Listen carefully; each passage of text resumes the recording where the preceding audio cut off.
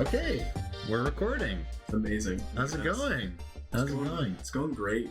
It's me here, Noah, and my friend Jack. Thank you. We are here hosting the Hobbyist Game Guys. Our first time ever recording a podcast. Yeah, that's true. Well, technically, I had to record one for a class I had once in college, but that really sucked and it was boring. So this is going to be fun. This is fun, boring. And we're drinking. We're here. We have not a sponsor. Yeah, unsponsored. Yet. Yeah, wow, that would be an incredible sponsor.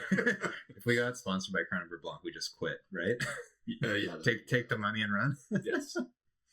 Cheers. Cheers. There you go. And yes, I am saying Blanc, ironically. I like it.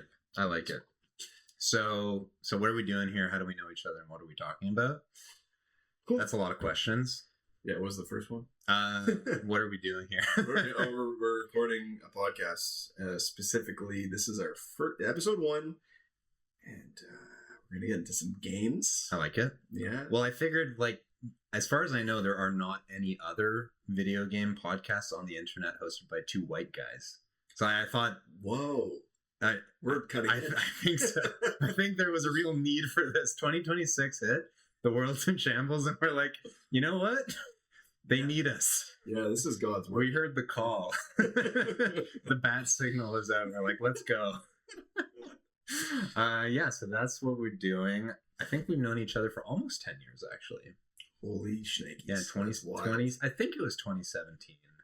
Unless it was early 2018.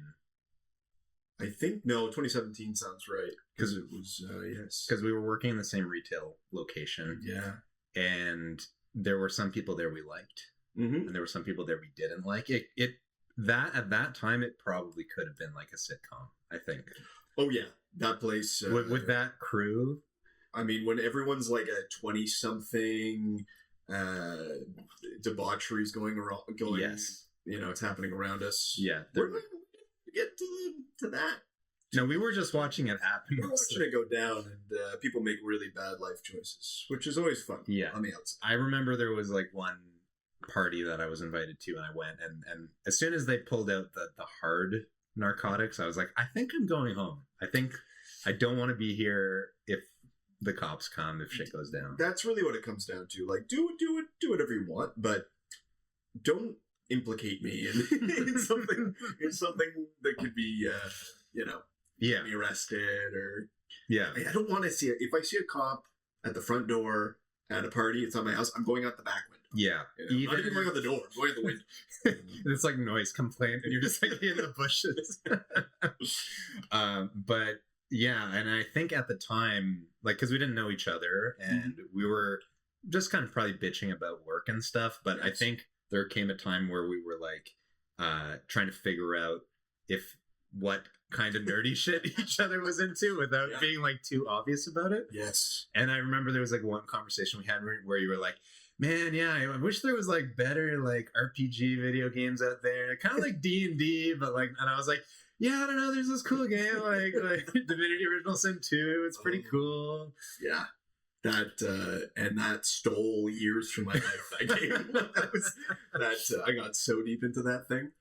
Well, there was one, I think one of our biggest bonding days there was a power outage, and we had to go. True. It was stick around, guys, because the power might come on again. It's friggin'. We knew there was no power coming. No way. It was a blizzard. It was Canada. It's a blizzard, and there's not a car on the road. So we went to a bar and we sat and talked and then had some beers. It was good. We were technically available if the power came back. I think we're getting paid. I think because they were like, you have to wait around in case the power comes back, and then we're going to open the location. Yes. And we're basically inebriated, being like, yeah, sure, no problem. Yeah, a couple pictures later, I'm not going. I mean, I would go back, but I don't know if they would have liked that. We should just show it plastered to her.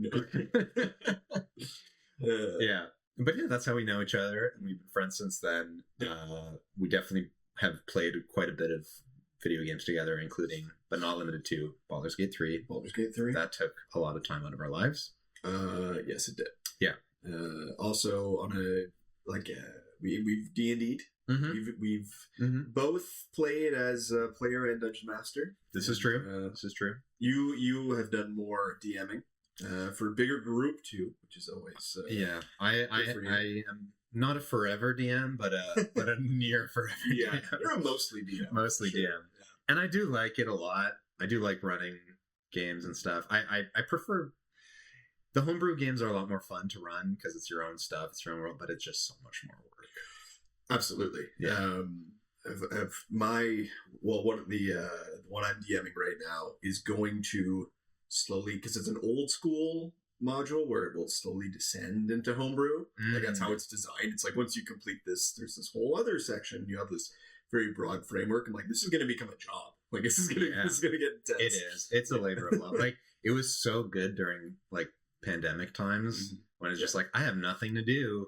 I'm working from home. I finish work and I just world build and create shit and lovely and like play online with friends and like that was great. Yep. But now we have other things happening. Yeah, life is moving again. Hey, I'm not going to trade this for any pandemic. Let me tell you. No. I'm not saying like, oh yeah, those are the good times, man. Those are sick. Remember that? No, but yeah, it was easier to DM and like spend time just like I'm going to build a world. Absolutely, yeah, for sure. But yeah, so that's how we've known each other, but I am curious because we didn't grow up playing video games together or anything like that. So I'm curious about your video game backgrounds, what consoles you grew up with, what you were playing on then. Yeah, so I was a Nintendo kid. I can tell. Oh wow. My cousin had a Sega Genesis. He's a couple of years older than me. So I had the advantage of we'd kind of play both systems. One weekend to go to his house and play the Sega. But honestly, that Super Nintendo kicked ass. And my older brother had an NES, which I actually got to play quite a bit of too. And absolutely get my ass handed to me every day. Of trying course. to play like Karate Champ and all these other really tough games. But I stuck with, so I had the Super Nintendo, technically an NES, although it only existed for so long before it was taken away. Yeah. And what were you playing on the SNES? Classics. Like honestly, like mostly classics. Like Turtles in Time was a big one. That was actually my cousin. He had, I think at one point he also got a Super Nintendo and he had that game. It was amazing. Like Super Mario World. There's like the original Super Mario's they redid. And, it's on one. Super Mario All-Star, I think it is. Okay. Yeah. Anyway, yeah. Donkey Kong 1, Donkey Kong 2, not Donkey Kong 3. Didn't really play that. Did you play A Link to the Past? I didn't actually. You didn't? I didn't. Wow. Blind spot. Dude, my first ever Zelda was when I had a Game Boy Advance, and they re-released the original, like a bunch of original NES games, and one of them was Legend of Zelda. So the first one I played was the OG. Oh, good for you. Game Boys, like Pokemon, like just getting back into it. I was very consistent in my I had an N64, played a lot of N64, had the GameCube, and I had a PS2 as well. Okay. I had like a lot. That's like only child stuff, I feel. It's like you're gonna be bored a lot, and your parents are like, here, just have more consoles. We don't want to hang out. Yeah, a little bit. But you had a PS1? I had a PS1 as well. Oh, wow. What did you have on there? Did you have, like, Final Fantasy VII or something? I eventually did. Nice. I eventually got Final Fantasy VII. But that might have actually been the PS2 days. But okay. I love me some Final Fantasy VII. Nice. It's like, it's up there. And just, like, the happiest nostalgic memories. It's one of the few games of that era where I will put on the soundtrack and be like, It's pretty sick. It's funny, the other day I was like, I need some, like, good, like, video game music to listen to. And it's fine. I never played Final Fantasy VII. I haven't played the remake, although I'd like to. But I was just like, I want to put on the soundtrack from the remake and just like listen to orchestral versions of like the battle music. I don't have any nostalgia for it. That's the closest I've come is watching the Final Fantasy VII Advent Children movie. There was a movie, like a sequel movie, or like an epilogue movie. Yes, they went. They did like a prequel sort of thing as well. There was a prequel. Oh, so I actually have also played the prequel. Oh wow! I'm circling the drain. I'm ready to dive in. I just have to like get the remake and just dive in. Yeah, honestly, the original, like it depends how much nostalgia you have for the graphics, because it's in a weird spot of the graphics, right? Yeah. Where I think Super Nintendo games still look great, because they have an art style and they're consistent. When you get like that N64 PlayStation, well, it's that dirty, yeah, exactly. Yeah. Polygons, original 3D. Some stuff looks good, like Super Mario 64 still looks good. It's not look great. Mario Kart 64, I actually think genuinely looks good still, because of just it was like had a certain style and aesthetic to it, where some was just. But they didn't know what they didn't know what they were doing at the time. This is like the first 3D ventures, right? So, but anyway, you go. My turn. Okay. I could go on forever. I had a lot of games. You made me realize how much games I played as a child. Well, this is good. We can save that for episode 2. There you go. Okay.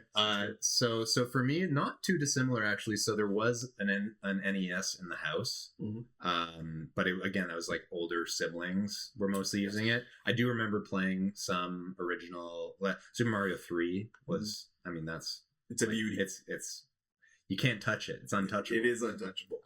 And I loved it. And like I remember because you could play. I mean, it's sort of 2-player. Like you'd take turns, like with Luigi and stuff. Yes, yeah. That was fun. So like we definitely did that a lot. I don't think we ever finished it, but it was that end like hell world. It was so hard. Yeah, you can get to the 8th world or whatever. You use the flutes, whatever. Yeah, but good luck. Yeah, good luck to you. So that I definitely do remember that. But after that. I think it broke, or we just stopped using it at some point, and then we didn't get a SNES. We didn't get an N64, and I think we were like playing the original Xbox at like my cousin's house or something, and then all of a sudden we had an Xbox at home. Whoa, you jumped like I know many generations. I know we jumped. Well, okay, like not to mention that. Okay, yes, I had a Game Boy, and I had a Game Boy Color, and I had a Game Boy Advance. So like. You're still playing. I was still gaming, but it was like all handheld at that time. Interesting. Yeah, I know.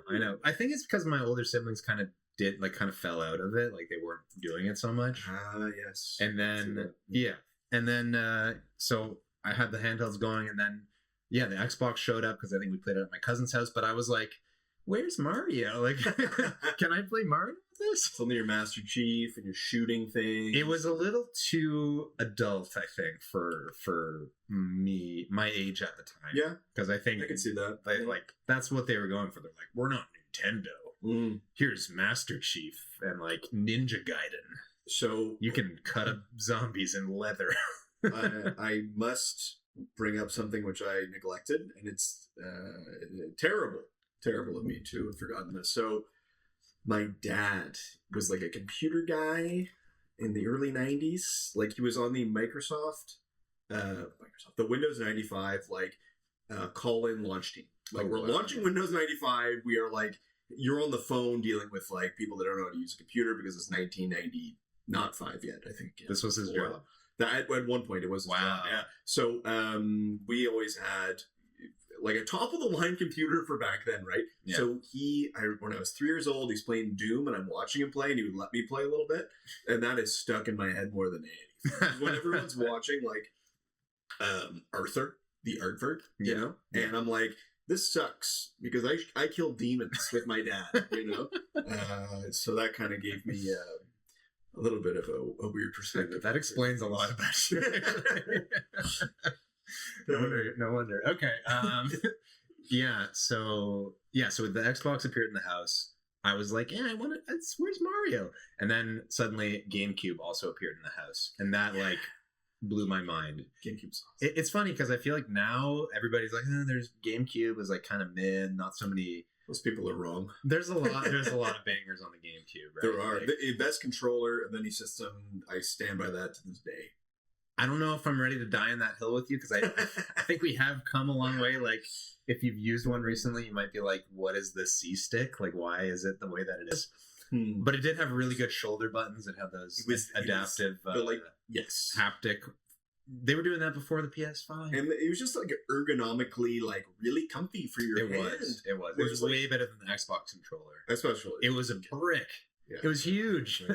They did a lot better after that with the 360 controller. Yeah. But yeah, so the GameCube came, and then it was like, I even remember, because that was the first time that they stopped doing, for the most part, the console wide, they stopped doing like the on the cartridge saving, because it was just a disc, right? Yeah. So previously you would just save it and it existed on the cartridge. Now you have this memory card. We didn't have a memory card, and I was like playing the beginning levels of Super Mario Sunshine over and over because I couldn't save the game. Classic parental purchases right there. Exactly. Yeah. Eventually we got the memory card, and then after that it was all over. Like Zelda Wind Waker, like that was my shit. Like watching my older brothers playing it myself. That was my jam. And then Smash Bros. Yeah, I was about to ask. Of course. Did you smash? Of course.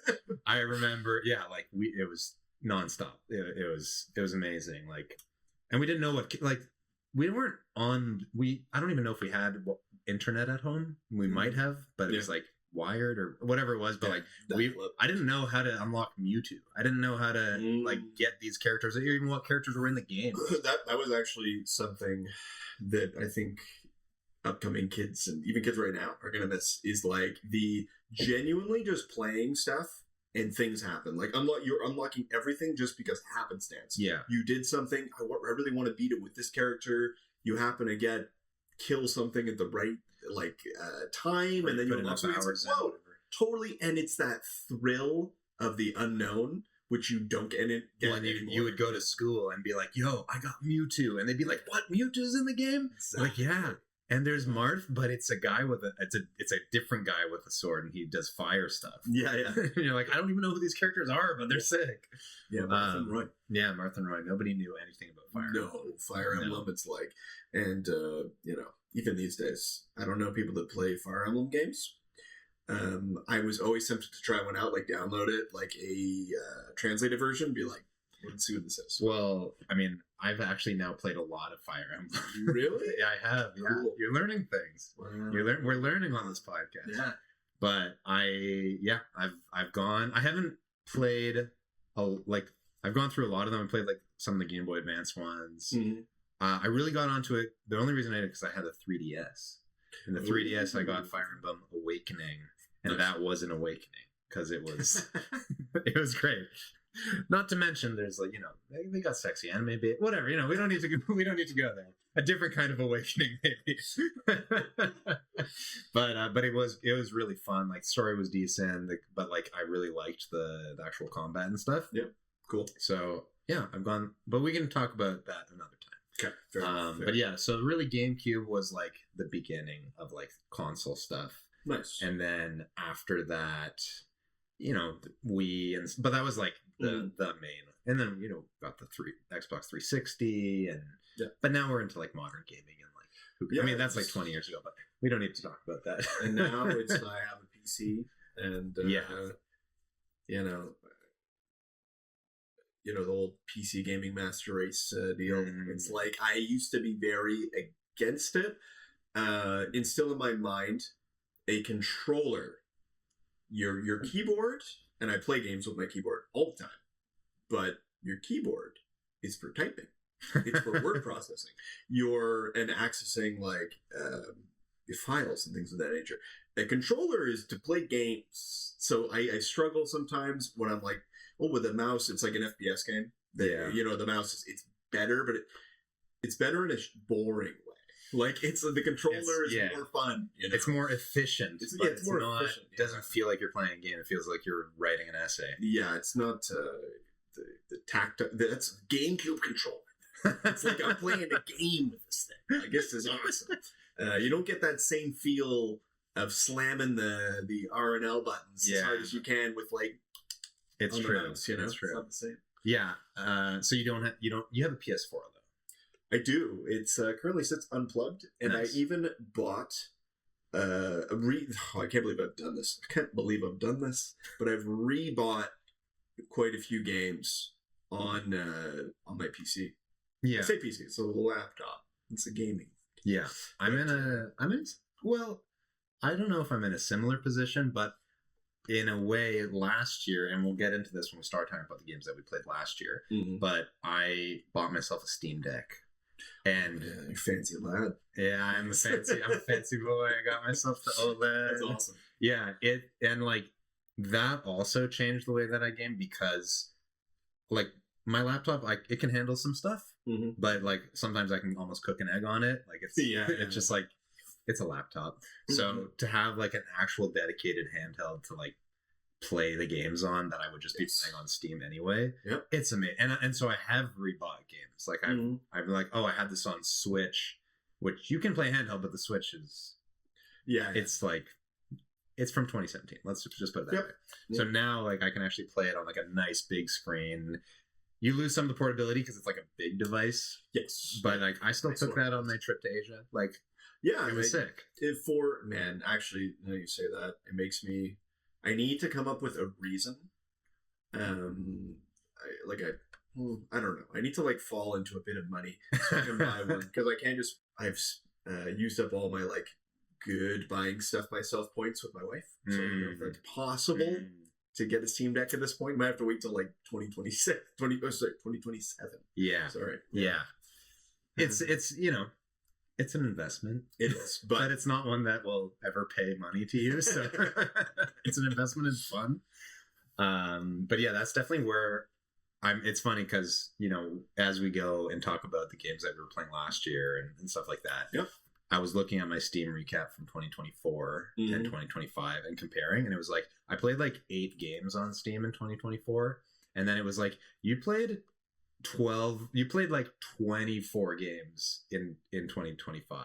Whoa. Like, not all for very long, mind but you. you touched them. But because I can just like download them on the Steam Deck, I was like, oh, just open it and just like play it there. It's so much easier than like, okay, I gotta sit down at my desk and I gotta turn on my laptop, open it up, and like start the fans.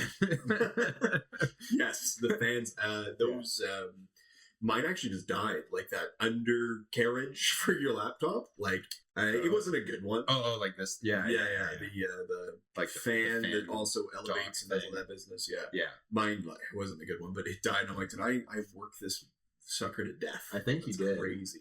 That's Baldur's Gate 3. That's why I did it.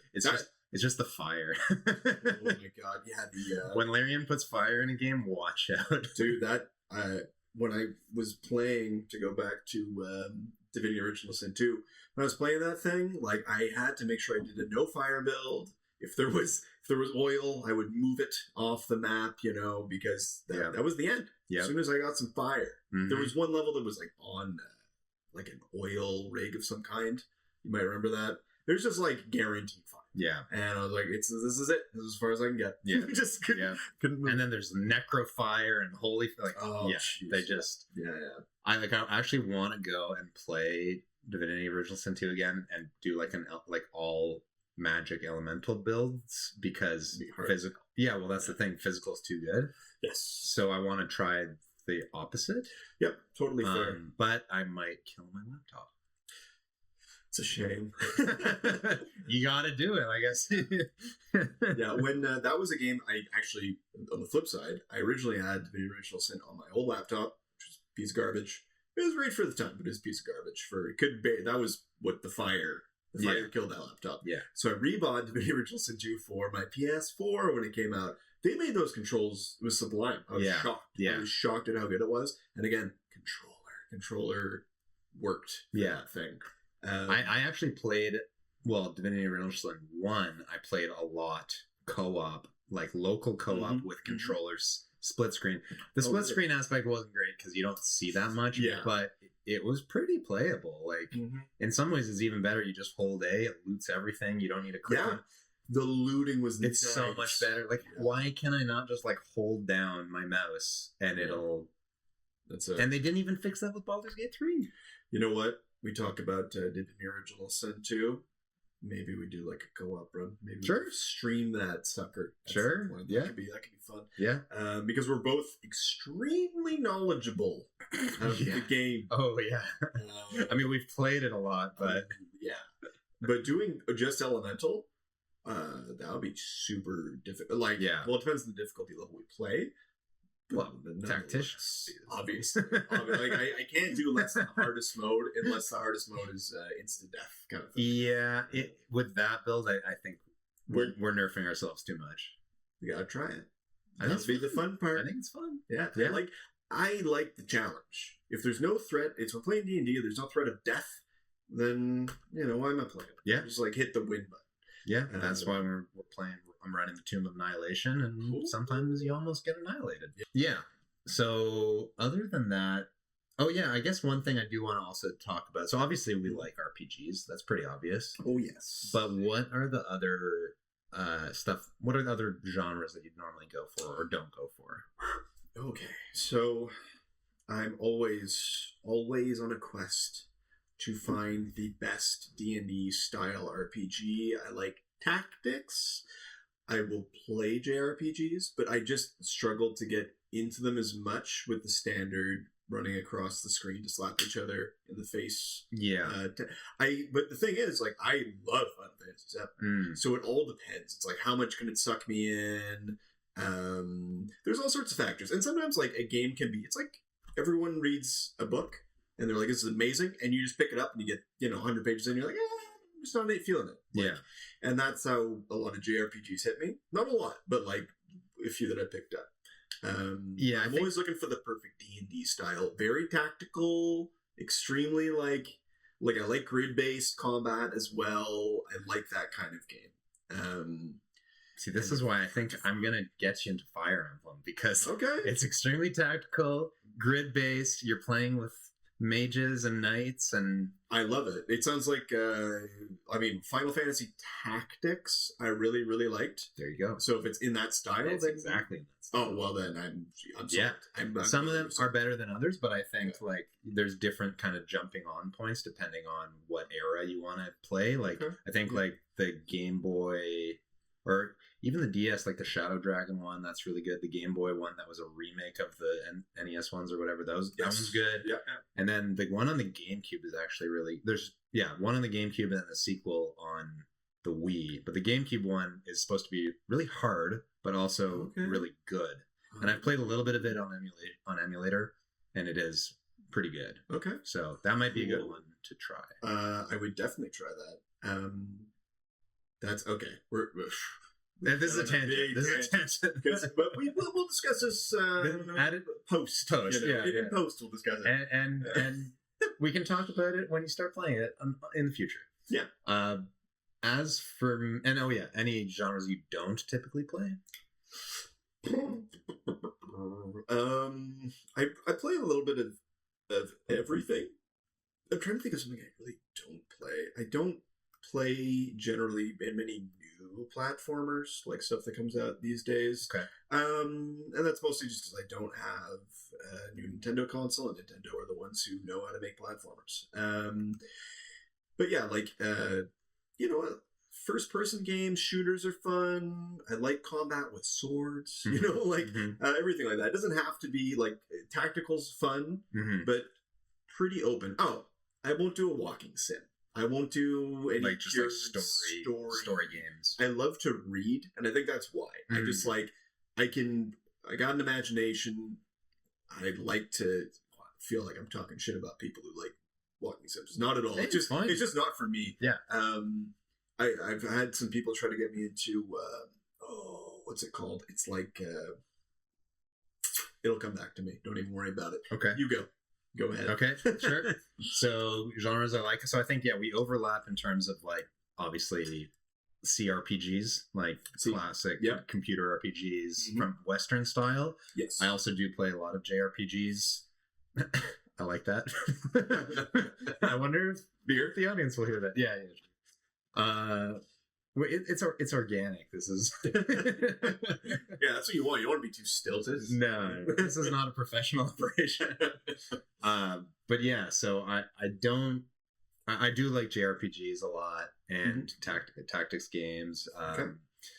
And I feel like that's like normally what I kind of gravitate towards. Even playing like newer JRPGs, like really into the Persona series. I like that a lot. Yep. Some indie ones that are really cool.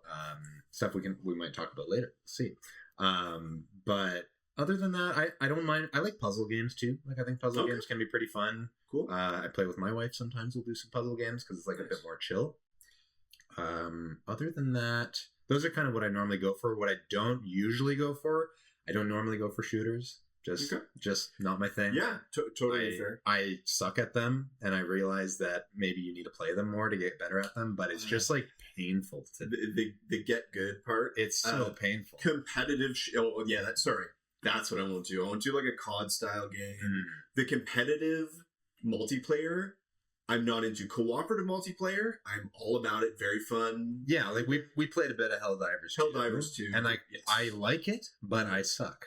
And I don't always like feeling like I'm letting down the team. Well, that's a terrible feeling. Yeah, even though like it's all for fun, and especially in Helldivers, like it doesn't even matter if you lose because you just go back to your ship and it's all good. Yeah. But one exception to that actually is I've been playing a lot. Actually, I'm not going to bring it up yet because it might come up later.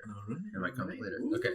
But yeah, that's what I would say. And in terms of like simulator stuff, I don't play like simulator games. Walking sims, I've probably played a few, but maybe more like if it has a really good story, maybe. I've heard there's some really good stuff there. I just like, it's like such an investment. I'm always looking for like the perfect game. Yeah. There's a lot of people that will like raise on some. Oh, this is on sale. I'll try it, and they'll actually play it. I will like buy it, and then I will never play it. Yeah. Like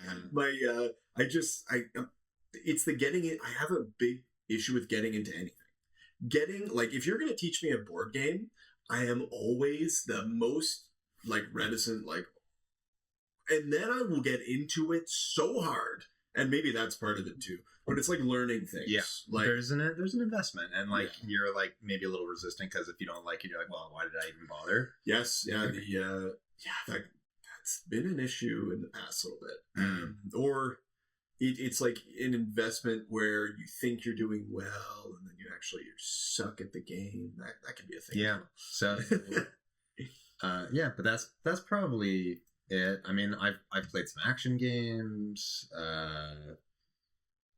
I think that's. But yeah, typically leaning more towards like RPG, JRPG, tactics, stuff like that. I don't actually. Here's one I don't do. I don't do like Civ, like Civilization. Oh, like the big scale. I do not. I don't do those. It's I just can't. Like I have zero interest. I'm sure it's great. I know people love it. It's just like it doesn't appeal to me whatsoever. I'm not a big history guy. I know you're a big history guy. Maybe that would change things. So it can't. Well, specifically with Civ, yeah. But I mean, it could. I am up in the air. That's actually a great example of the investment that I'm not willing to make. I played Civ. Go look up like a Let's Play of someone doing Civ 2. Where you have no idea what anything is, and you need like a manual beside you.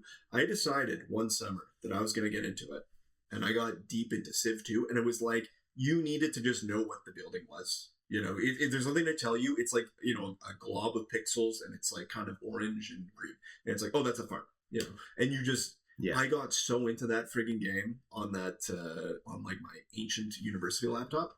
It was and. I had to I don't know why I got it. I think I actually was watching a Let's Play, and I'm like, I'm going to give this a try. This looks fun.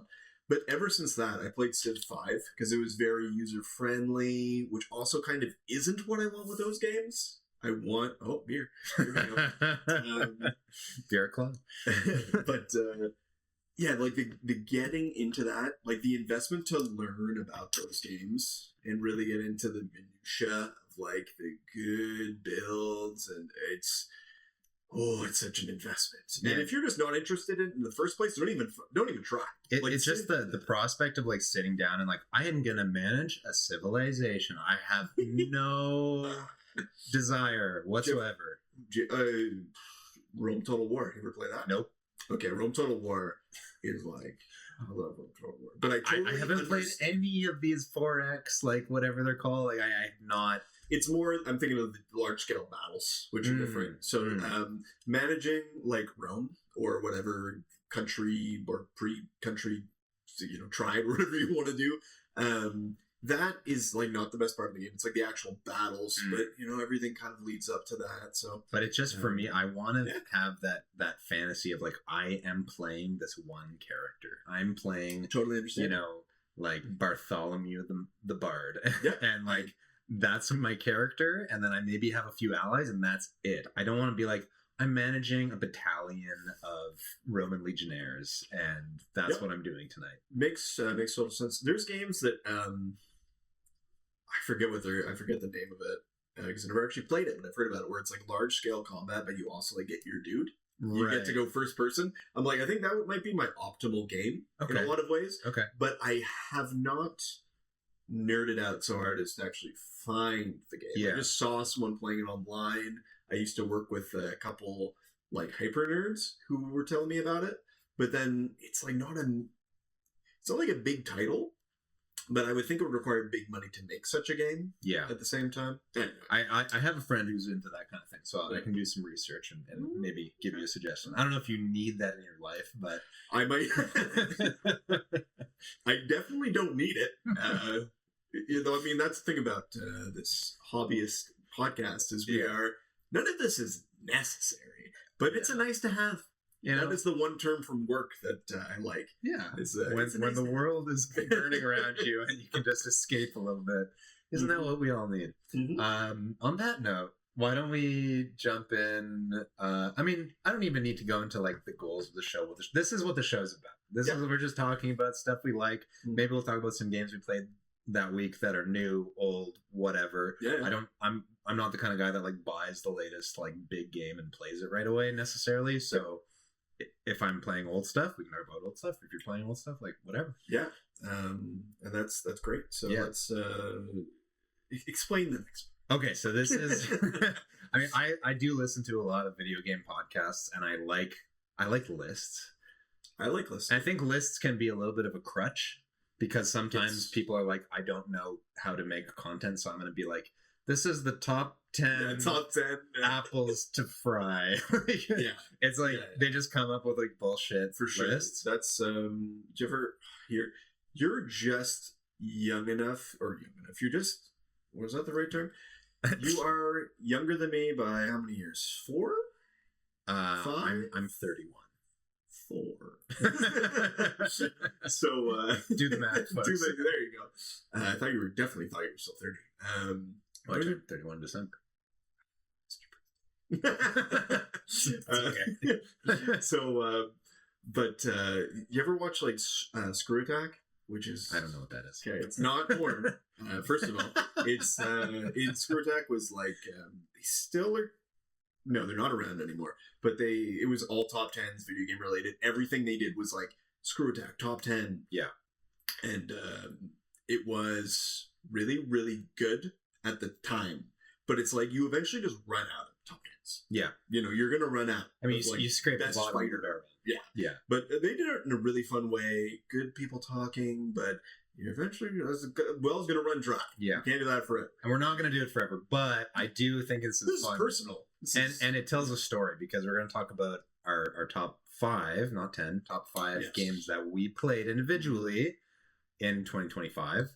Top 5 for 2025. That's pretty good. Yes, perfect. And coincidentally. Yeah, because we didn't necessarily want to talk about 10 games each. And they're not necessarily from 2025. They could be older or whatever, but just like, and it may not be like strictly ordered, but I think we'll get a sense of what our top like 1 or 2 are each. Yeah, absolutely. Do you want to start at 5, like your bottom? Yeah, we can start with 5 and then just go back and forth. Okay. You know what? Noah, you go first. Okay, let's do it, Jack. So, and then I might have honorable mentions also. Cool. So my number 5 is a game, and this is going to be like, oh, this is not in your. I guess it's kind of in the normal wheelhouse. It's called The Root Trees Are Dead, and it came out last year. Okay. Do you know? Have you heard about this? No.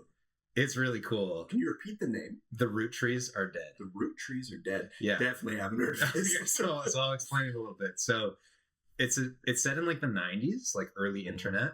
Yeah. And the setting of the game is, and I'm going to try not to spoil it just in case anybody hasn't played it, because this is a story game. Yeah. Well, it's a puzzle game, but if I'm going to ruin the puzzle story game. Okay. So it's set in the 90s. You're basically like a private investigator sort of person. Okay. And someone comes to you and they're like, hey, I don't know if you saw the news, but this like big candy company, like think of like Mars or whatever. Okay. Their CEO and immediate kids died in a plane crash. Oh, dark. And so like, but like, and now we need to like figure out the whole family tree to like figure out who's gonna get what money, etc. Oh, okay. Yeah. So your job is the whole game is like a computer interface, like Windows 95 interface, which is already just awesome. I love that. Yeah, and you have like early internet where you can like do certain searches and stuff, but you don't have like Google. You have like, oh, you can check periodicals, and you can check library records and stuff like, and you get more access to different stuff. But your whole job is to like look up articles and search terms and try to piece together, and you have a whole cork board, and you're trying to like figure out who's related to who and who's the bastard kid of whoever, and like who got married, who didn't get married, and like piece the whole family tree together. And then at the end of the game, you're trying to find like this like hidden link, like this one missing piece to the puzzle. And it's really cool.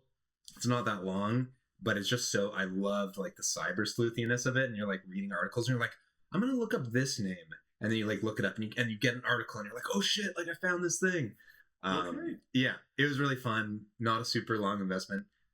Might not be up your alley, but it sounds different. Fun. The aesthetic appeal. I mean, you said corkboard. I'm like, you got me a corkboard. It's very like, you really think you're like sleuthing out this whole case. It's a lot of fun. It has like kind of like an epilogue thing where you do like even more, and you're doing like the next generation. It just that part got a little. I did it and it was fun, but that part got a little bit too much, I think. Okay, like fair, it just is like, okay, that's enough. Yeah. So yeah, that's my number 5. The root trees are dead. Okay, cool. Well, mine unfortunately won't have our opening salvo of like background on games and whatnot. It's like, okay, some of this stuff, it just certain things might not align, which is fine because you got to open. Yeah, maybe we were trying different things in 2025. But okay. So the background to this is I went on a trip in December, and I bought a handheld like retro game. Nice. It's not. I think it's like the R36S or something. And it's like advertised, like it was on YouTube, and I was like, this seems interesting, but I don't want to touch it. Has ROMs for 20,000 games or something. So it comes preloaded, or preloaded, like an Android thing? It's preloaded. Can you add extra stuff? You can do that, which a lot of people recommend. Yeah, but I'm lazy like that, and I don't like. They're like, these ROMs are bad, and you get better ROMs. Like, I'm fine. Like it gets all the way up to like N64 quality, which is crazy. You can play Mario Kart 64 and it looks fine. That's it's actually really good. And I was so excited to play the original Smash Bros on there. But that does run. It runs like a fucking one of those things you have as a kid. You click the thing and it shows you different pictures. It's really bad. So nobody's gonna know what that is. A viewfinder. You know what? People. Yeah, I know what you're talking about. So maybe the 31-year-olds out there will get it. So anyway, it's let's call it 5 FPS. It was understood. But so I was tempted, maybe I'll get a better ROM for that. But then, what if it's not worth it? Anyway, okay, but you like the device? Yes, it's cool because you can any SNES game, NES game, PlayStation 1, generally ish, like Spyro worked fine on it. But I started playing Spyro, which I played as a kid, and I'm like, I just don't care. And so I went back to here's what we did. Number 5. You know what it does? Number 5, Donkey Kong Country 2, Diddy Kong's Quest. Whoa. Oh, man. I had such a good time. It kept me happy on the trip. I got sick for a while, and I was just, like, in my room in the hotel, and I was just like, Diddy Kong's Quest. And that was all I was doing. And for the first time in my whole life, I beat it. Wow. Because I'm a grown man. And it's a little bit easier. It was still hard, though. Like, it was still... It's actually really hard. But I feel like the Donkey Kong games have almost always been like Nintendo's like, this is the more advanced platforming. Yes. Difficult like Mario's like anybody can play Mario for the most part, but like Donkey Kong is where the real platformers go. Yeah, a lot of people will know of the original Donkey Kong. There's like this barrel level where as you continue through the level, it gets like snowier and snowier and snowier. And it's hard to see. and the barrels start spinning at like 1,000 RPM, and you're just like, oh, and like that level is it also has amazing music. They have such good music these games. Yeah. But anyway, DK2 was awesome. I had so much fun with it. Okay. Yeah, it's like this is like it's number 5 because of the amount of time I put into it. Like I just crushed it. Like I just played it nonstop. Also, I cheated because there's save states on this thing. Wow. So it's like there's a little bit of cheating happening on the really hard levels, especially. But I feel like you have to be a real sicko to play a lot of these older games like without save states. If it's available, like if I'm going to play it on my Super Nintendo, which I do still have. Well, then you have the mini, or you have the Super Nintendo as well. Okay, I had both. When I moved, someone stole my Super. Literally, I had it in like a box, and someone I was, like it was sitting in the living box, and someone stole it out of the truck. Wow. Or it was either that or out of my my condo at the time. Yeah. Anyway, it's gone. Yeah, it's crazy. So but I still had my actual Super Nintendo. But I do miss my mini because it had games that I liked, and it was just so compact. And it was great. Yeah. But you have other ways to play with it. Yes. So that's okay. So I won't lament it too hard, but it does make me a little sad. Okay. But anyway, you're number 4. Now that I'm looking at my list, I feel like you're not going to know any of these games. That's fine. But I think it's good. I think it's good. It is good. Okay, number 4, and it's just admittedly I haven't finished it yet, so I don't know how it goes, but I'll say number 4 is called Demon School. Okay. Have you heard of Demon School? No, I have not heard of Demon School. It sounds cool. It's not an adult-only game, I'll tell you that much. It might sound like it.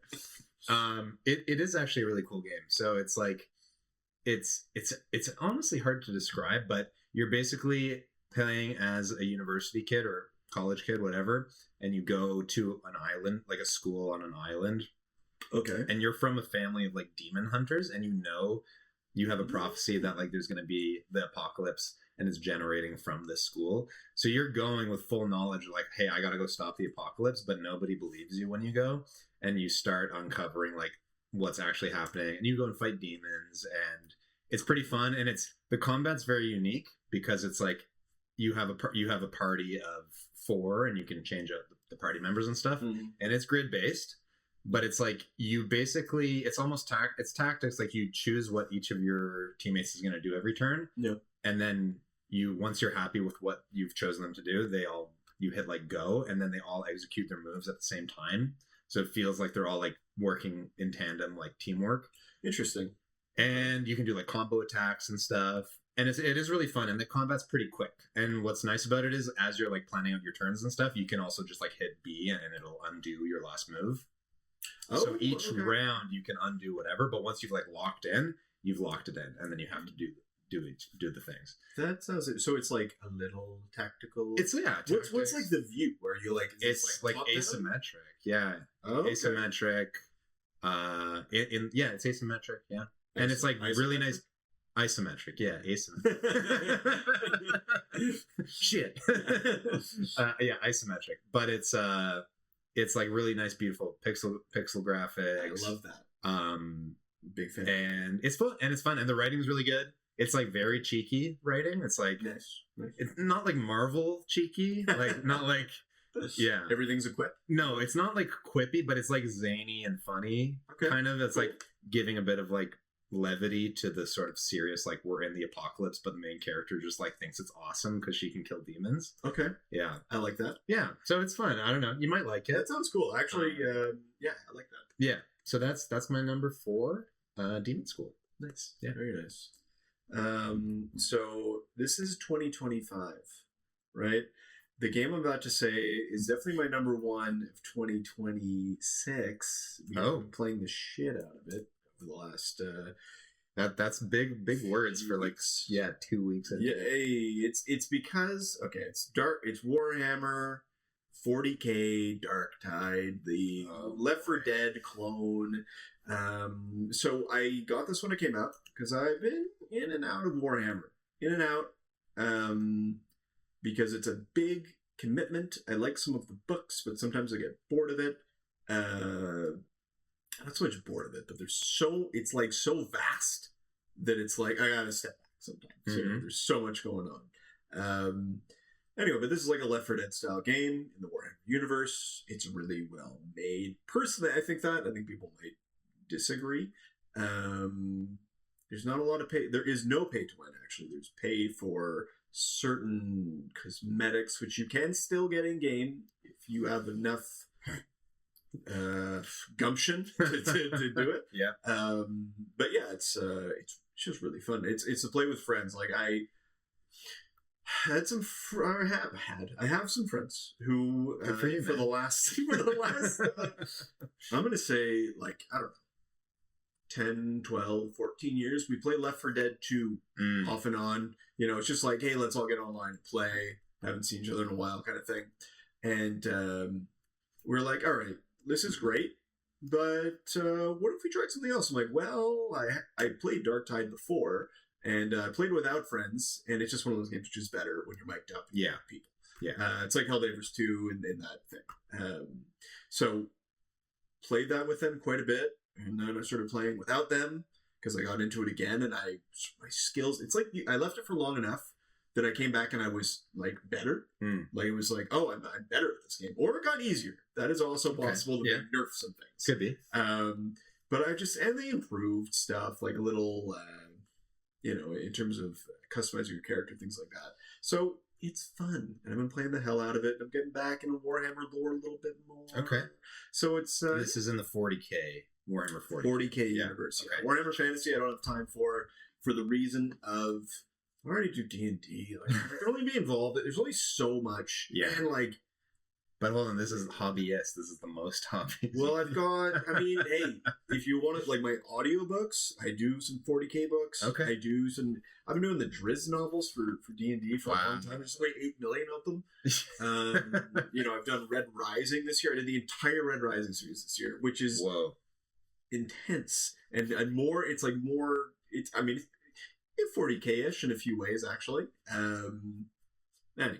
But a lot more streamlined than 40K, let's put it that way. Okay. So yeah, we're at 40K Dark Tide. Fun. So is that, that's your number 4, and is that one that you're playing mostly multiplayer or also solo? I will play, I've been playing actually mostly solo because people aren't available when I want to play. Yeah. And I mean, you're still playing online with people, but okay. Gotcha. If that's one of those things. If I'm playing with my friends, I want to still be mic'd up. Talk. But if I'm playing with strangers, you shut the fuck up. I don't want to hear you. I don't care. I don't want to hear your dog barking. Actually, that's one. If you have a dog, good for you. But like other than that, we're pro dog. We're pro dog. I don't want to hear your wife yelling at you or your buddy that's drunk beside you talking. I don't care. Leave me alone. Yeah. Go back to Xbox Live. I feel like it's important to have one of those like go to play with two or three friends. Like 4-player co-op shooter, whatever. Yeah, it's a blast. Yeah, and maybe I'm foreshadowing. We'll see. Let's go. All right, go with number 4. Well, I already did my number 4. No, wait, you did 4? I did 4. No, yes. No, you went first. Yeah, you're at 3. I'm at 3. Okay, great. My number 3, also another one you're probably not going to have heard of. I wonder if you're going to know any of these games. Wow. Number 3 is called Chants of Sonar. What the fuck? No, I have not heard of this. I feel like I'm like a basic bitch right now, and you're like the. I'm telling you, I think 2025 I probably played the widest range of like genres that I've done. This is also a puzzle game. So the puzzles were. This is not from 2025. I don't actually remember when it was released, but it's a really cool game. You're basically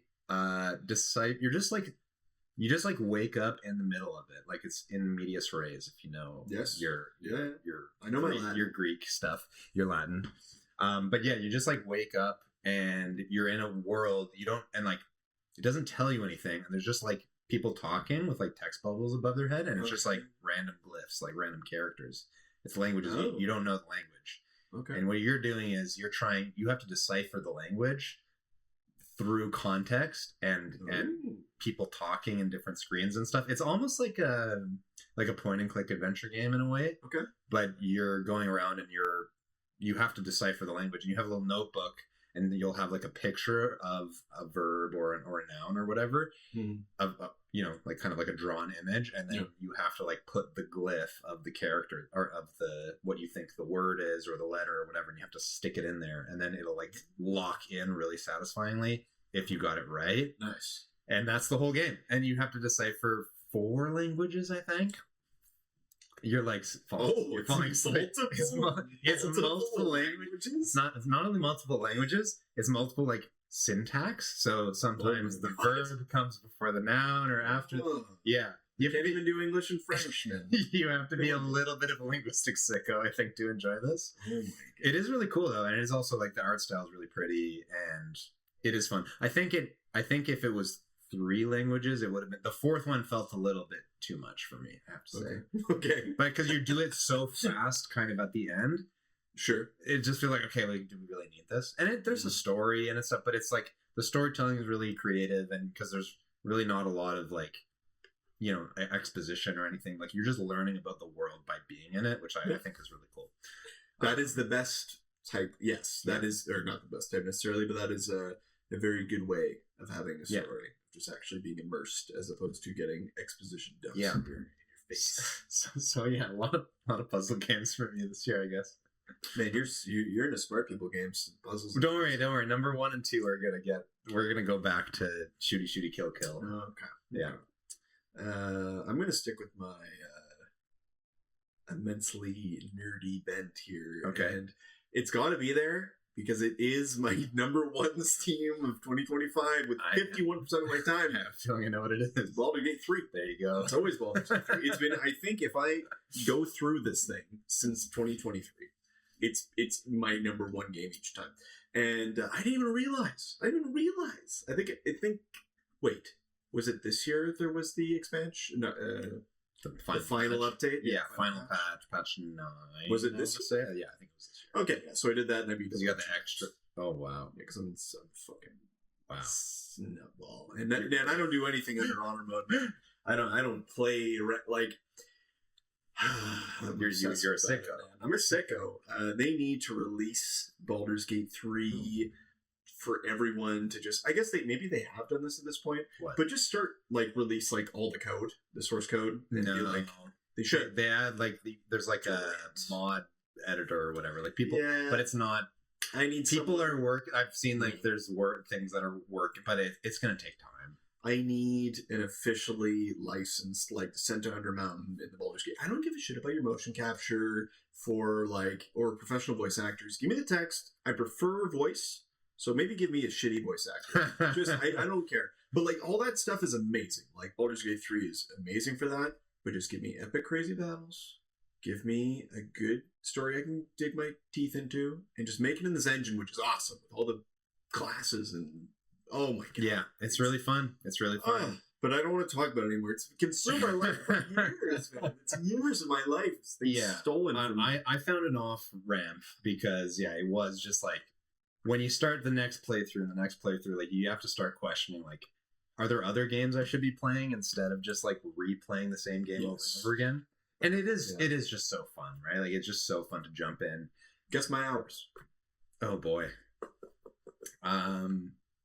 I'm going to guess 350.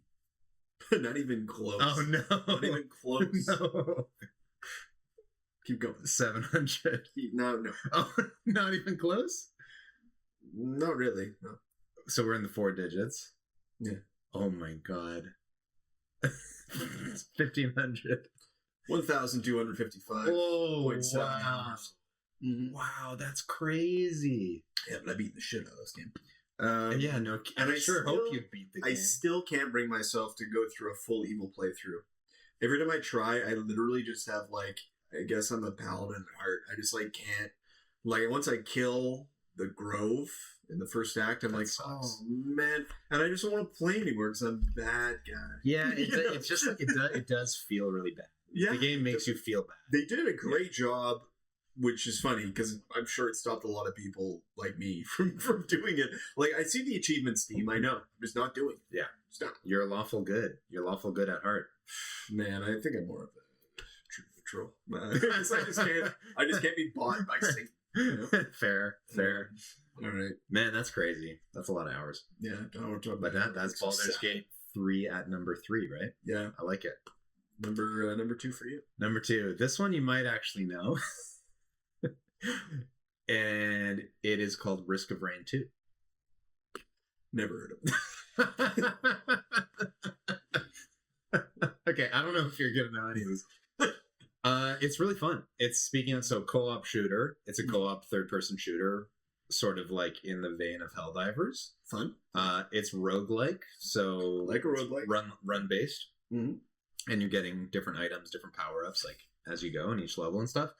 It's just like a really fun loop, and it's really good to play with friends. So I play with one of my friends a lot, and we got into like all the expansions. We bought all the expansions and stuff. Like it is really fun. It's and again, I don't normally go for shooters, but like this one, it just feels really fun because every run is totally different. You're getting different items, and and when you get and it is really hard. Like it is really, really hard. Our win rate is abysmal, but when you do get that like amazing run where everything's going right and getting the right build and stuff, it just feels amazing. Like it's to the point where this might not be a good thing for some people, but sometimes I'm just like, I don't know what's happening on the screen, just like things are exploding, and I can't really tell. It does get to that point sometimes. Okay. I think that can be a little overwhelming because then also sometimes you just die unexpectedly, and you're like, well, what just happened? There's no way to know. Yeah. Because if you let it go, it gets more and more difficult as the run goes on, and it's based on time and the stage that you're on.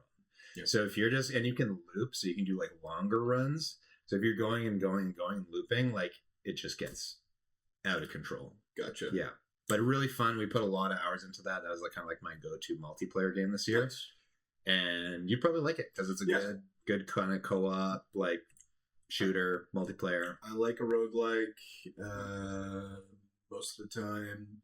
I like co-op. I like shooting things. I do understand there's so much chaos sometimes that it's like it's not even fair. Yeah, you know. Yeah, it does. It can feel a little unfair at times. The satisfaction of getting to the end of one of those and like having a successful run is amazing. Like I was way back. You know what? Still sometimes I will open FTL. Faster than light. It's great. Love FTL. Still great. I'll open it up. I actually played it the other day because that's also a really hard game. It is. It's a really hard game. I think I finally got the achievement for reading like the hard mode once. Oh, really? And it was like chaos. I do like the Mantis boarding parties. I'm a big fan. Like doing the teleporter teleporting over and then meeting people. Yeah, that is fun. That one is very fun. I enjoy the shit out of that. Mm-hmm. Those. But it doesn't work usually against the final boss, right? You need to get creative, but you need to. Well, you need to expand out what your arsenal is, right? Like you need to blow up their. Generally, what I do is like you got to blow up their missile launchers. Yeah, and then you send a Mantis man in there to eat the guy. So then he can never come back. But then it's autopiloted, and then you need to still and it's like the second phase or whatever. Yeah. There's so much to it. That's a hard game. It's a very hard game, but super fun. Yeah.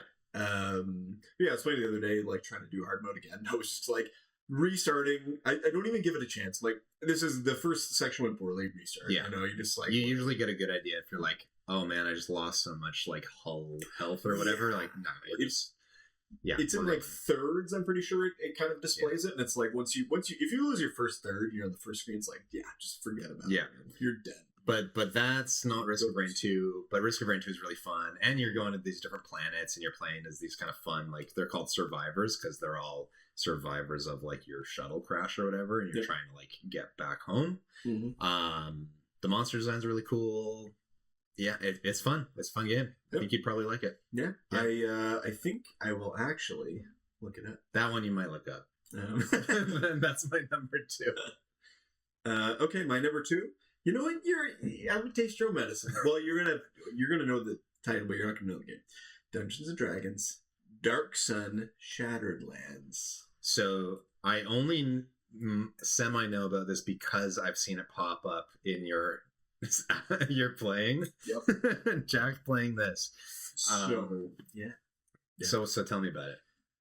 Oh man, you ever heard of Warrior D&D guy? You ever heard of the Dark Sun? Like, there's like many different things. Yes. So Dark Sun is like the post-apocalyptic. It's kind of like Dune and Conan and even a little Mad Max in there, but your standard D&D with the elves but all the races. It's actually the story of the thing is really good. The game does not necessarily do it justice, like in terms of how, like it's like 40K, it's grim dark. They say this is also very grim dark. A lot of slavery, a lot of like fighting pits and things like that.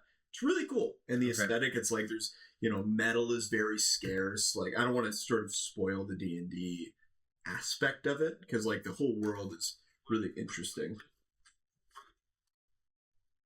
What was that? Was that an alarm? We have an alarm set for 9:45 p.m. Well, who doesn't? Anyway, apologies. Anyway, Dark Sun is like it's the like super dark and gritty D&D, which I love. I started playing the game, stopped playing the game, did the books. There's a few different series, but there's like one main series. It's the Prison Pentat, I believe. Listened to all the audiobooks. Was really into it. By the end, I listened to them so fast that like the last book, I'm like, just get to the fucking finish this thing. But it's just the world is really nice. So I started playing the game. It is the right type of D&D game. The gold box, the venerable gold box D&D series is like some of those. They all have like different. There's some are like kind of that first person dungeon crawling thing, which I really struggle with. My brain can't get around it. I'm just not that old. But I've struggled with and I'm also, you're a puzzler. I'm not a big puzzler. I'm stupid for that. Like that's not where my brain goes to. So,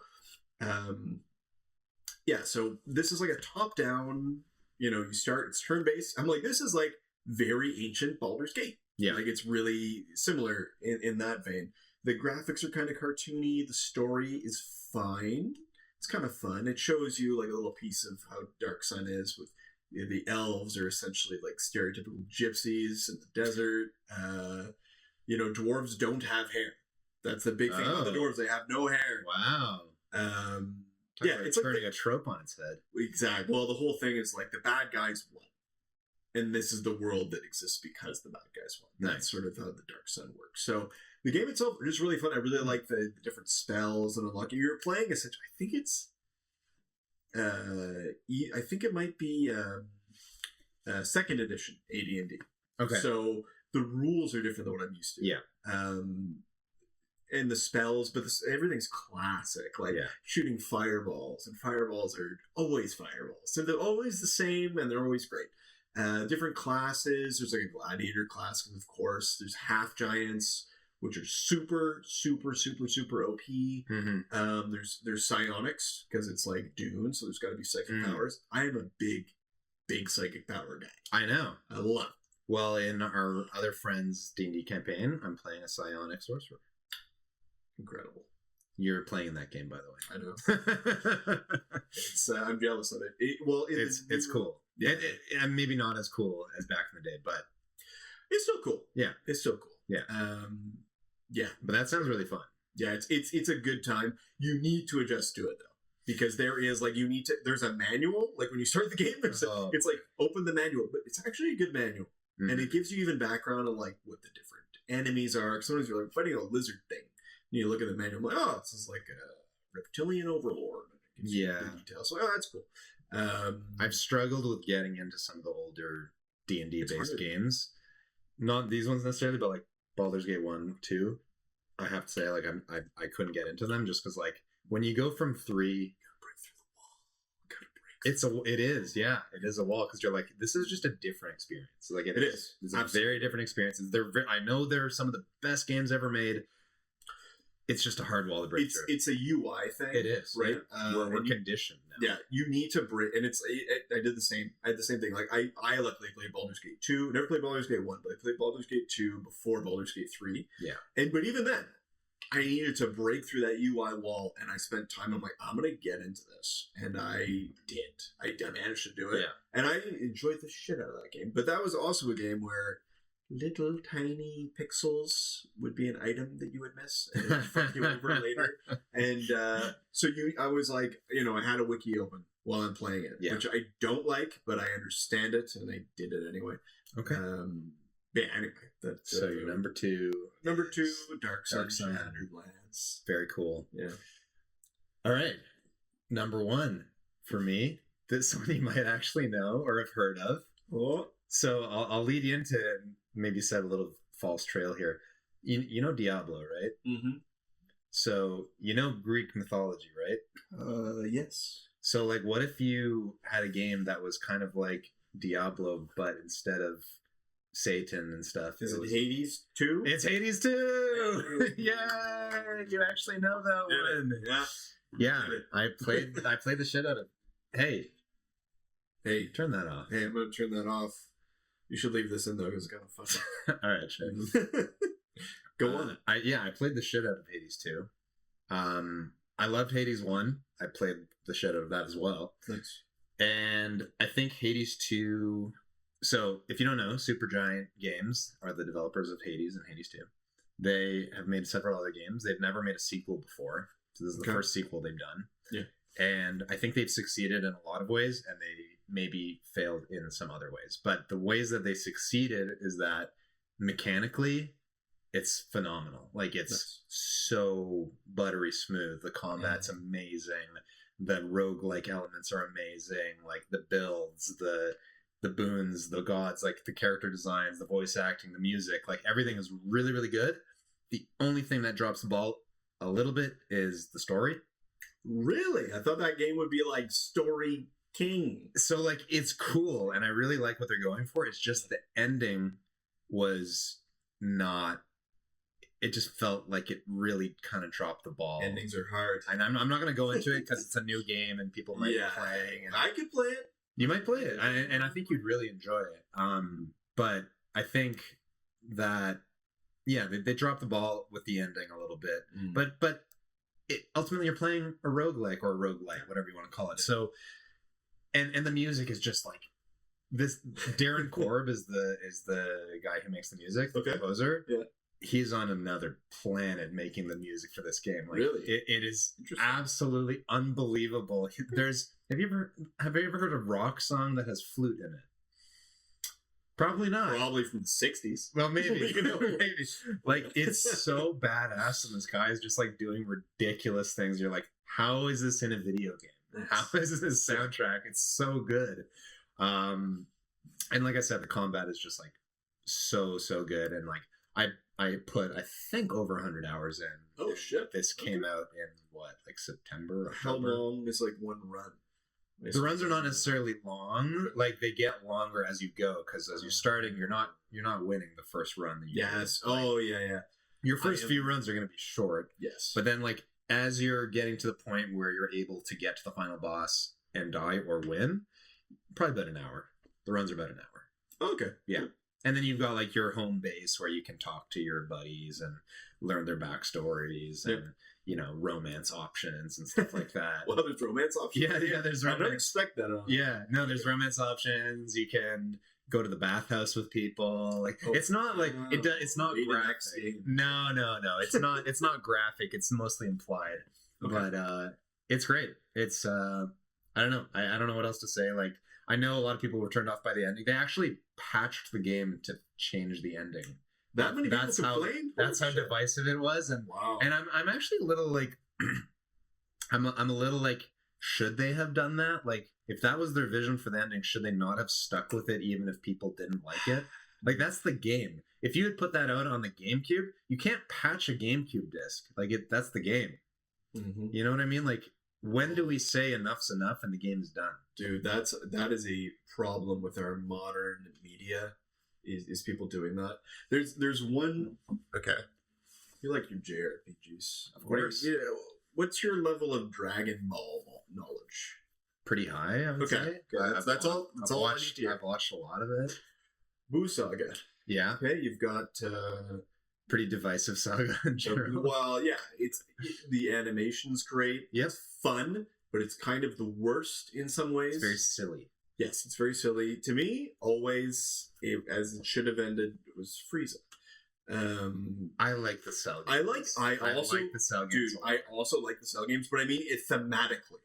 Like Goku becomes Super Saiyan, the prophesized savior, and then suddenly you got everyone's blonde and kicking ass, But in fairness, cell games also would have been a good jumping up, like endpoint, because Goku, spoiler, Goku's dead, yes, and Gohan is like the new badass. So it's like, okay, we're done. Like that's the show, and now there's a new protagonist, and like that's it. And in the Buu saga, they got.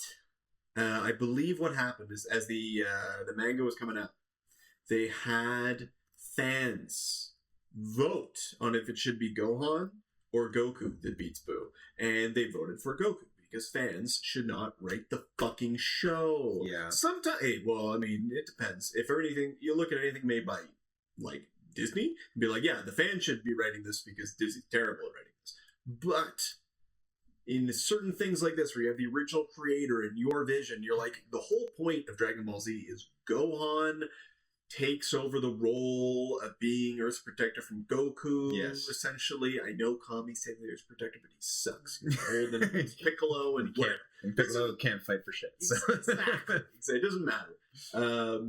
Anyway, so what I was trying to say is the fans are stupid. Don't listen to the fans. The fans will be like, more Goku. We love Goku. Yeah. I love Goku too. But you know what? There comes a time when, the master becomes the learner. Yeah, and I would never, Toriyama of blessed memory, I would never touch his legacy. And in the way with Hades too, I actually I would say I still think that first ending was flawed because that's the ending that I got, and then it's like, oh, we patched the game. You can now like rewind to your pre-win run and erase all your progress after that because there's still like an epilogue to do after the game ends. Oh, okay. But I was like, well, I'm doing the epilogue. I'm not gonna go back. So I just watched it on YouTube. I actually think like the original ending made sense. Yeah. However, it does make you feel as like. It does make the main character feel her journey is almost pointless because someone else does the thing that needs to be done. That's all I'm going to say. Fair. But shitty endings are tough. Yeah, but overall, like the game is just so fun that you're going to get over it and just run through the underworld in Hades 2. I have a question for you though. Is the shitty ending memorable? I remember like because I was playing it with my wife and she was watching, and when we watched the ending, we were both like, "What?" We're like, "What?" Sometimes that's it. So sometimes that's the right way to go. It didn't kill it for me though. Like it didn't kill it for me. Good. Yeah. Flawed game, super fun. Nice. Yeah. Well, I mean, it's your number one, so I assume it didn't kill it for you. Every other game sucked, and you were just like, these are all bad games. Yeah, no, they're all bad. I actually made up the names of all of these. That's why you never heard of them. I wouldn't have known the difference. Mine, unfortunately, stick to the same number one with a bullet theme, which is the Elder Scrolls 2 Daggerfall. Whoa! Played on the Unity engine. I remember what I talked about. Like, I don't want to. The learning process hump is sometimes really hard, but sometimes it's worth it. It's like Baldur's Gate 2 was worth it. A lot of times not worth it. This fucking game I had to... You can't play the Steam version. It's too bad. You need to download it because all the code is out there. You get it on the Unity engine. You get all the patches. Or no, the patches, sorry. All the mods. You gotta mod this thing up. Texture pack. And everything. Fuck that. No texture. I want it to look old. Okay. I got there's like you can choose to have like the updated version where it's shitty 3D. I don't like it. Or the other way where it's like everything's sort of like a cardboard cutout, but it looks cool at the same time to me. It's like a very old school look, early 90s. Yeah. So I got the shitty looking version, and I modded up the butt. I hate dealing with mods. I don't like playing with folders and getting these things. Some of them are broken. I said, fuck it. I'm doing this. I'm going full out on this thing because I've heard about how open and crazy and big this game is. And it is enormous theoretically enormous. Like it's like well, it's procedurally generated, right? Like points, like dungeons are procedurally generated. Yes, it is. Yeah, to an extent. Some of it's procedurally generated. Some of it, but the actual game world, if you can ride your fucking horse from one end to the other, and it's the size of Great Britain. I've heard that. I saw it's the size of Great Britain. So I played it with quite a few mods, and I just had the most fun with it. I beat, I think, the main quest, but then things got weird because I also played it on a few, like, you can make crazy different builds with this thing. So I was like, I want to be like a flying, sword-wielding elf. Okay. You can do that. You can fly. You can pick spell fly. Cool. And you can change, you can make your own spells. Like, you can choose, like, different elements, put them together.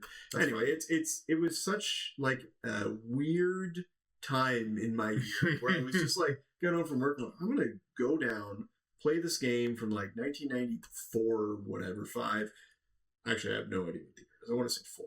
Anyway, don't fact check me. So, but it was so fun just to be like free, and like the story's fine. It's like a good general fantasy story. But you're just making your own character, which is very important to me for a lot of games. I like my own dude. Yeah.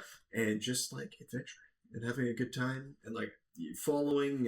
I tried as much as I could to just follow the game without cheating and like looking stuff up online as much as I could.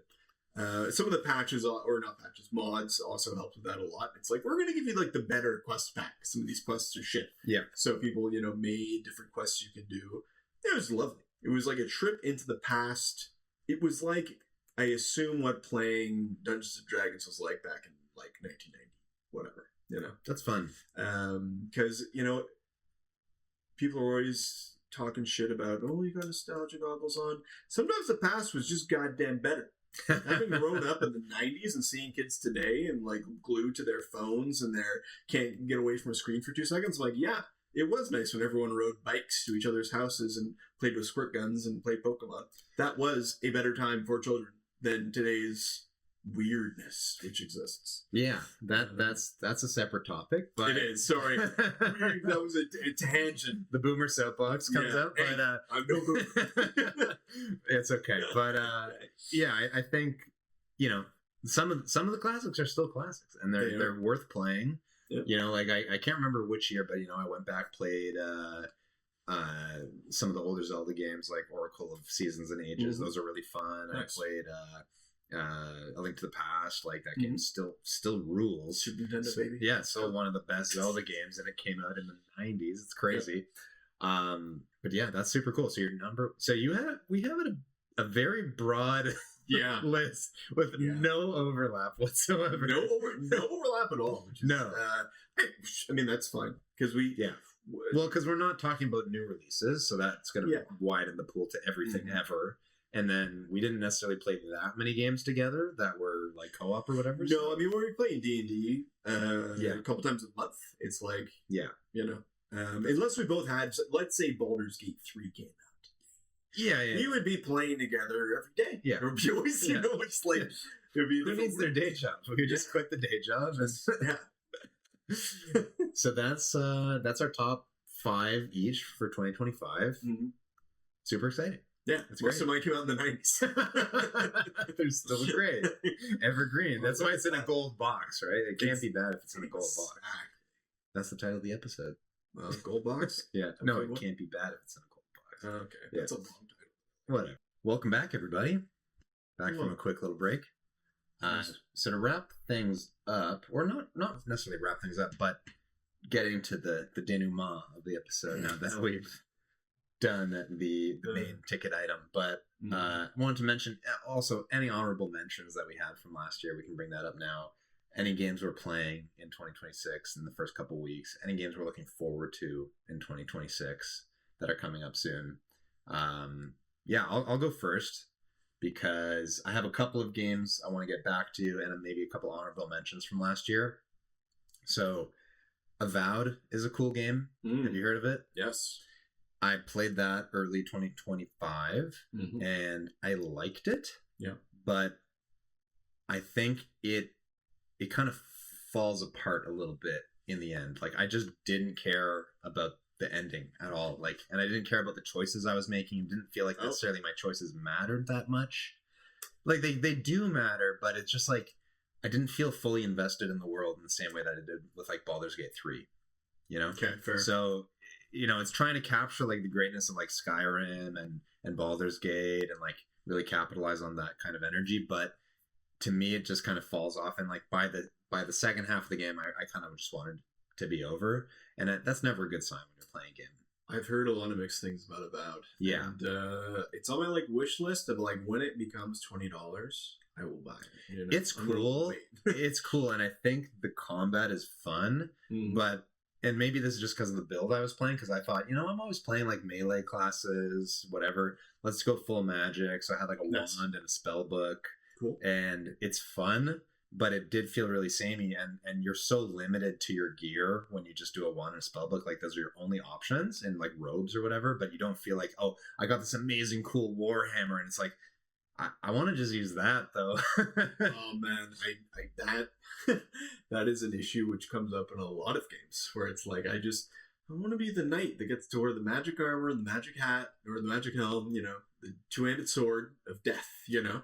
Maybe the wizard and with pixie dust. That's kind of like, that sounds fun. Yeah, the spells that they, like, you do end up casting really cool spells. You know, like casting like Meteor Swarm and like it is cool on screen and stuff, but it doesn't feel. And the loot system is interesting. Like you can, it's not like, you know, you're able to like break down items and like you know, or upgrade your legendary items and stuff, and like you can break down legendary, but it just didn't feel like fully there for me to really love it that much. Yeah, that's I would say that was maybe an honorable mention. I have a couple other games I want to get back into, like Chained Echoes is a cool JRPG style game, but like imagine like a JRPG with just like full modernized like quality of life. Like everything you wished a JRPG had, it's like, yeah, you can do that. Oh, you lost to the boss fight, you can just hit retry. Like you don't have to go back and watch a whole cutscene and like no, it's just like everything that you wish was in a JRPG, it's there. So that's really fun one. And Animal Well is also a cool game. It's like Metroidvania puzzles. You know, I guess I'm into the puzzles these days. Is what I'm trying to say. That's the game that was you know, Dunkey.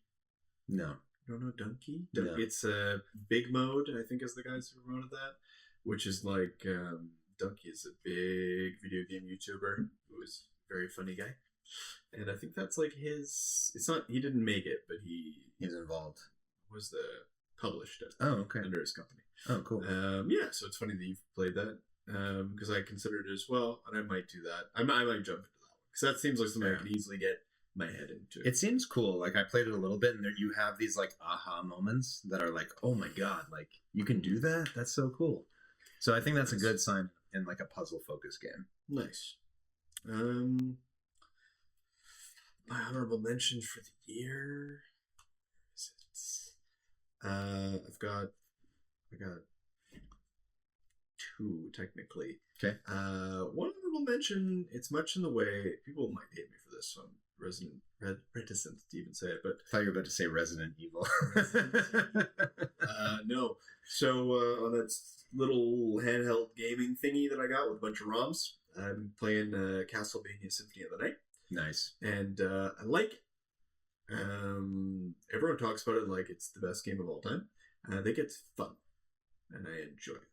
And it was just like I played it enough that it deserves to be mentioned because it's got like a legend classic status. I just didn't get into it as much as I thought I would because I love vampire shit. I love killing monsters, you know, and there's an RPG element to it, which is nice. Yeah, it's fun. But I got it to a certain point, and I got stuck, and I was like, I'm not even going to worry about figuring out how to get around it. So I was like, whatever. Yeah. My other one would be Skyrim, because that's how because I never actually beat Skyrim because my file got I forget exactly what happened. Something glitchy happened. I was like stuck fighting a dragon forever that wouldn't die, and I didn't want to use an older save, and I just gave up on it. This is like, you know, many years ago. So like, let's just try to rebeat it, or actually beat it this time. So as I was playing it and enjoying it quite a bit, I also did Magic Roll, which I don't normally do, went like full wizardy. And then I got heavy armor because might as well cheat, pretty much. That's what it felt like anyway. Then I was like, you know what? Let's just get Elder Scrolls 2 Daggerfall because I'm crazy. Because everyone was like, "Yo, it's so watered down, Skyrim. If you're a real fan, you'll play Daggerfall." And I said, you know what? I took the trip, and it was actually a good trip.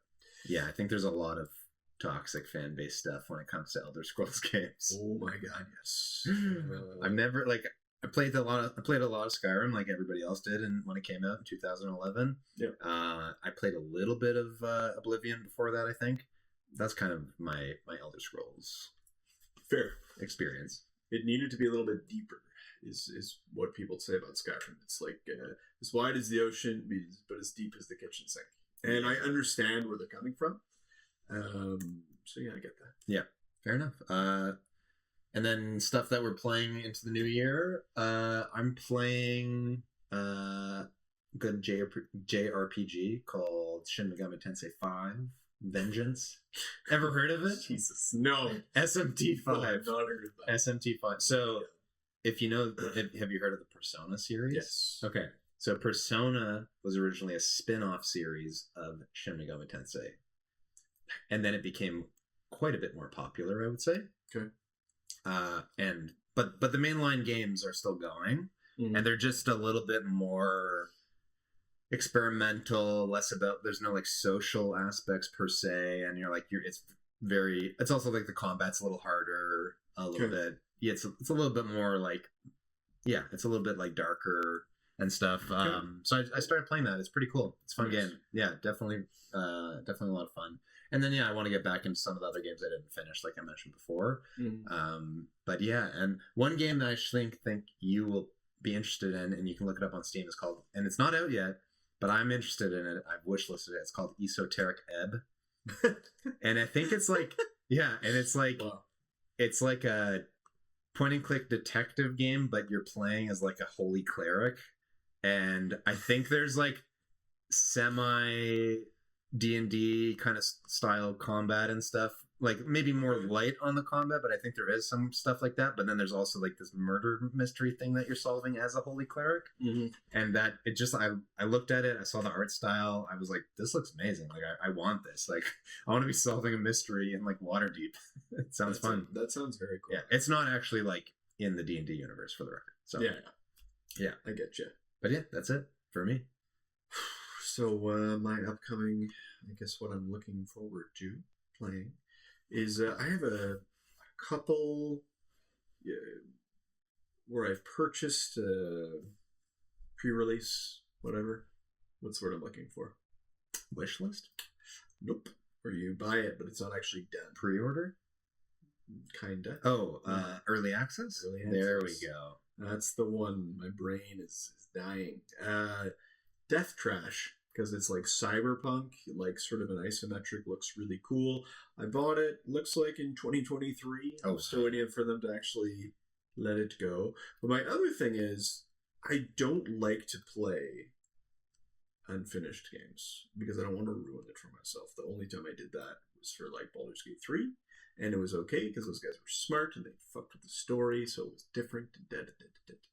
But with this game, I did play a little bit of the early access, and I was like, this is so up my alley in terms of like, RPG, top down, like, it's like, I don't want to spoil this for myself. I'm just waiting for it to actually exist. And I paid them the money. You already have my money, so don't, make the game, please. I appreciate that they're putting a lot of work in, so good for them. Another game, I will eventually buy the Outer Worlds 2, because I got the Outer Worlds 1, beat the shit out of it, because it's essentially Fallout 4, but in space, kind of, and it was a good time. And I was looking forward to the next one. And I've heard that it's like the first one. I don't know, it'll be fun. I enjoyed the first one, so I assume I will enjoy the second one. That's it. That's really in my head so far. I think I'm gonna get weird this year too. Get to weird old games that people have recommended. I just don't have to log it. Clearly did that already last year. Yeah, you can get into weird games that I recommend. Yeah, maybe I'll do that. Oh my god. It's good though. We're bringing different perspectives. Yes, very much so. Yeah. Yeah. I don't know. I want to get into some more Fire Emblem stuff this year too, but we'll see. We'll see. But I think that's a good place probably to wrap it up. I think we've got some ideas for other kind of segments for the future, like doing some video game 20 questions and like little segments like that. But I think that's a good place to end the first episode. Next time I'll talk about my D&D, my homebrew that I was getting ready for. I can talk all about that. Yeah. You'll love it. I would love that. And we talk about bird watching or whatever other hobbies we have. Bird watching, making a birdhouses. Yeah, we're totally into that. Yeah. But yeah, that's it for this, the first ever episode of what are we calling this again? Hobbyist Game Guys? Hobbyist Game Guys. I like it. I like it. I'm Noah. This is my buddy Jack. Thanks so much for listening. You can follow us, maybe me, on all of the social media at Hobbyist Games, I think. Yeah. Sure. Yeah. I like it. And maybe we'll have some good outro music. Yeah. Right? Well, right now.